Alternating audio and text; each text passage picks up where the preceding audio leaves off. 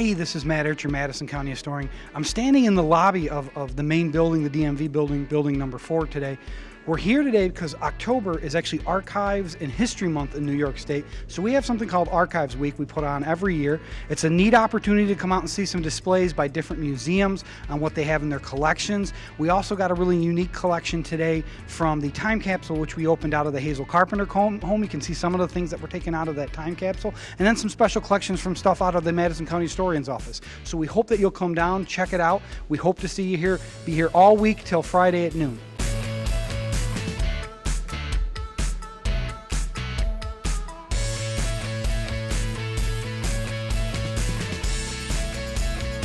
Joe, what did you bring? Well, today I brought someone who's not in the museum itself, but you know, what we have here is a lot of people who make contributions to the communities and to the worldwide sometimes. So here's one gentleman who's called Eugene Snow, Mr. Snow. Some people called him doctor, but I found no evidence that he's a doctor. But he was a horse breeder, and he came to Canastota in 1918, and then decided to start a business doing salves and so forth and remedies for animals, especially horses and farm animals. Barbara, tell us what you brought today. Well, because the New Woodstock Regional Historical Society has a depot that was from the Lehigh Valley, I brought Lehigh Valley Railroad artifacts, lamps and maps, and a wonderful uniform that one of the motormen would have worn. Why was the railroad so important to New Woodstock? We had many businesses in town, and they needed to be able to get their products out of New Woodstock.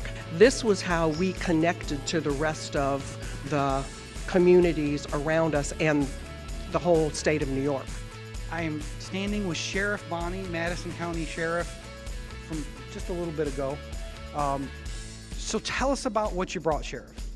Well, Mr. Ertz, I'll tell you, I brought something concerning probably the most momentous event, certainly that ever occurred in Morrisville, but perhaps in even all of Madison County, and that was the burning of the Madison County Courthouse in 1864. Well, unfortunately, when we went to put the fire out, we pulled the pumper out of our engine house, we pulled it across the street, put the hoses in the fountain, and they started pumping, and you know what happened? Someone had cut the hoses. At 3 o'clock in the morning, Wash Loomis was in the crowd, and he's offering to help put the fire out. Well, we think that it was up to the Loomises, that they were the ones that cut the hoses in the engine house. So the courthouse burned, and a new building was built in its place. Became the courthouse until 1909, when unfortunately and sadly for us Morrisvillians, the county seat was removed to Wampsville. I'm standing with Dot Wilsey of the National Abolition Hall of Fame and Museum. Dot, tell us about what you brought today.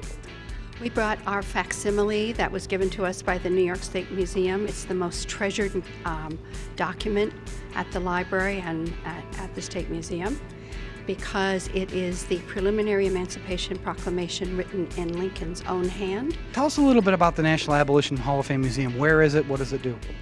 The Smithfield Community Association in Peterborough launched the National Abolition Hall of Fame and Museum in 2004, the mission of which is to educate and demonstrate and live out the legacy of abolitionists, 19th century abolitionists, and also to strive for the moral conviction to end racism. We have 7 signs in our town. Some of them are from Pomeroy. We have Locust Lodge. This is the legends and lore, the Gorton Lake turtle. This is Maurice Hindus, the immigrant from Russia who came here to work on a farm and was told to milk the cows, and he said, no, women milk the cows. I'm standing with Alicia Davies, archivist of the Cazenovia Public Library.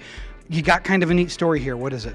It's the story of who owns Cazenovia Lake, question that people even ask today. Back in 1858, there was a man, Jonathan Ledyard. He brought the question up when Henry Tonight decided to renovate his front yard, and through court proceedings, it was determined that the state still owns the Cazenovia Lake up to the low water mark. Tell us about this amazing display you got set up here. Well, many people don't know that the hops industry began way back in 1807 with James D. Coolidge in Brookfield, New York, in the town of Madison.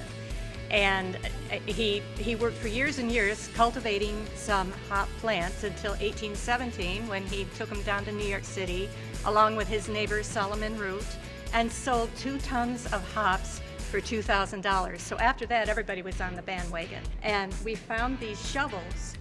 One man that Gary Fees owned these on an old hop farm. They would pile the hops up knee-high, and these shovels actually flipped them over. So they had to keep turning the hops to dry them out correctly. We're here with Abigail Lawton, Curator of Collections for the Oneida Community Mansion House. Tell us what you brought today, because this looks really neat. Oh, I'm glad you're excited about it.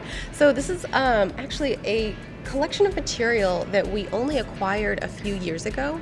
And so we had a very basic inventory of what that was, but I have an intern right now who's been working on really fully cataloging everything and just tracking everything.